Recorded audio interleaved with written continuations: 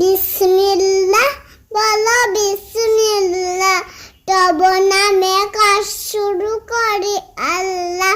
হুকম আছে কাজ যত ছোট আর বড়, আল্লাহর নামে কাজ শুরু করো।